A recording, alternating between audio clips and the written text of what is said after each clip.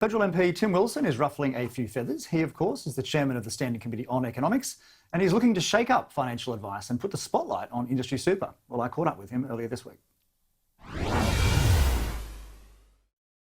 Tim Wilson, thanks for joining Business Weekend. I'd like to start on the issue of financial advice, which, of course, your committee dealt with this week. The CEO of AMP said that the current framework was essentially like having a sore finger and going to the doctor, and the government being forced to give you a CAT scan for your whole body. I mean, is that a fair characterisation of the sheer cost of the current regime? Well, I think the concern from the CEO of AMP is that if you make upfront costs, if you make financial advice only available through upfront costs, a number of people then don't seek out financial advice. It becomes very expensive and very costly for a lot of consumers, and it leaves financial advice, frankly, to the rich. And this is one of the concerns that I have, as Mr Ferrari had as well in the hearing the other day, is in a falling economy, and we're in a recession right now, where households are looking at how to save, and they're also making major financial decisions, whether it's about their superannuation, either as part of an industry or retail fund or an SMSF, that they're making informed decisions rather than rash ones which are based on needing to access cash now. And the only way, or one of the key ways that they can make sure they make informed decisions, is to make sure that they're getting financial advice. And of course, when people have limited cash at their disposal, they're not in the position to do so. Do you think then that perhaps with the benefit of hindsight, maybe some of the recommendations in the Royal Commission and the various other inquiries we've had over the years that have seen changes in the system have maybe gone too far? Well, I think the objective should surely be to have financial advisors and their incentives in alignment with the best interests of the people they're there to serve, to customers. And so long as you're achieving that, then I think you're broadly heading in the right direction.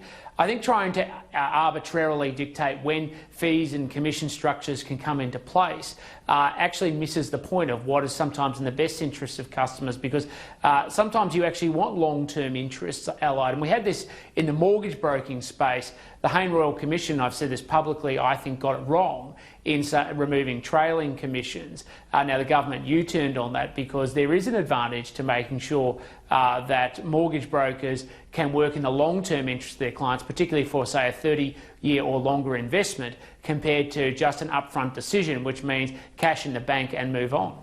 Now, just moving on to one of the other issues that your inquiry touched on, and this is the issue of offshore funding of litigation. It's probably a shock to some viewers. It was certainly a shock to me that we're the second most attractive destination in the world now for this sort of activity, with rates of return of more than 15 times the ASX for the various law firms involved. I mean, how is this a problem? I mean, you could say perhaps it's a good thing that Australians are combining together and being able to get access to some sort of compensation. Well, it's essentially turning courts into vehicles for profit and not justice. The model for litigation funding should be, or the model for class action should be, to get justice for the people who've been wronged. But what courts have done is interpreted essentially that funders don't need to go around and find clients who have a legitimate case. They've interpreted that it's assumed that people who are aggrieved or may be an aggrieved party are an automatic participant in the case. And that's why you're getting such huge sums of money now being considered by courts and actions being taken by courts.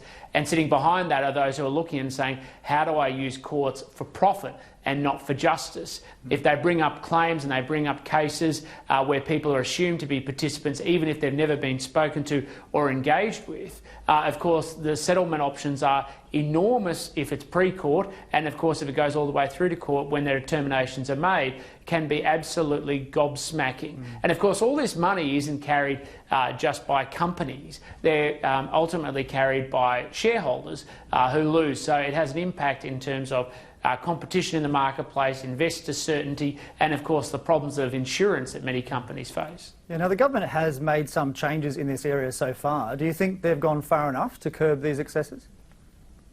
Well, in fact, the Parliamentary Joint Committee on Corporations has been given an inquiry to look specifically at what we need to do to constrain litigation funding, chaired by James Patterson, and particularly big advocate on that committee for reform in this area, the member for McKellar, Jason Falinski, because some of us have been complaining for some time about not just how courts have interpreted the law that has allowed to create these windfall cases where people walk out sometimes with massive, or the funders with massive rewards for relatively small investments.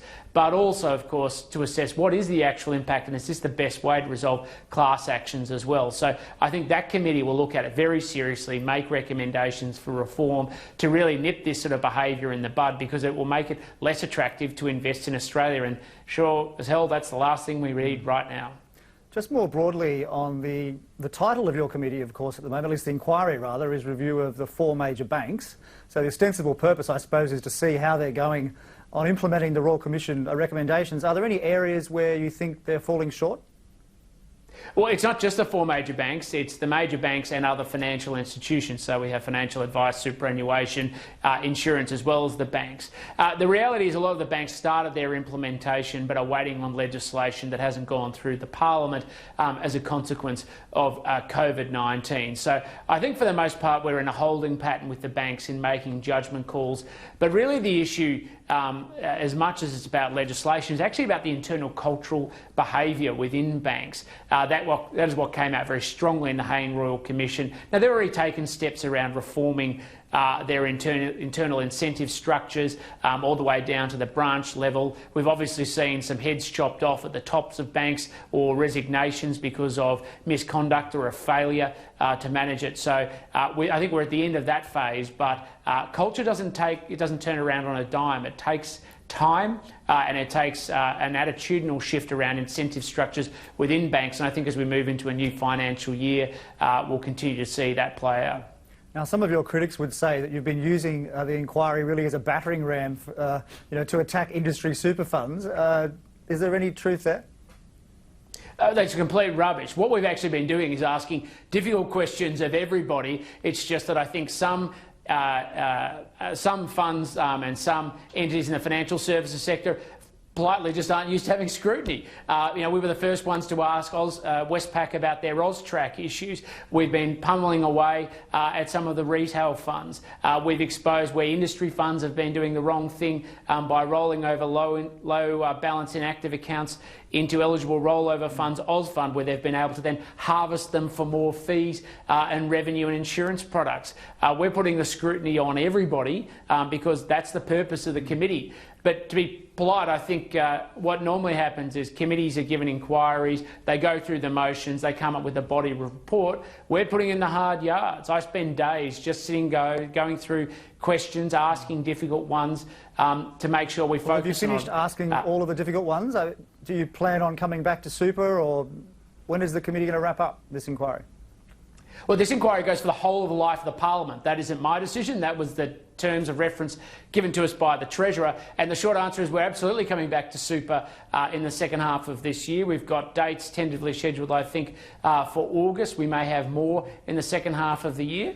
And we've got, I got a whole bunch of answers back from banks and super funds recently, and I spent all of today writing further questions to explore those answers. Because what frankly often happens in inquiries like this is people wait for the inquiry, they wait for the hearings to come before the committee, a bunch of rudimentary questions are asked, and the funds and financial service institutions can just expand their answers to eat into time, and we don't scrutinise the detail. I've taken a very different approach. Ask questions in advance, scrutinise the answers in the hearings, follow up with further questions and continue the ball rolling so that they know that we're taking this seriously. OK, Tim Wilson, that's all we have time for. Thanks for joining us. Thanks, Adam.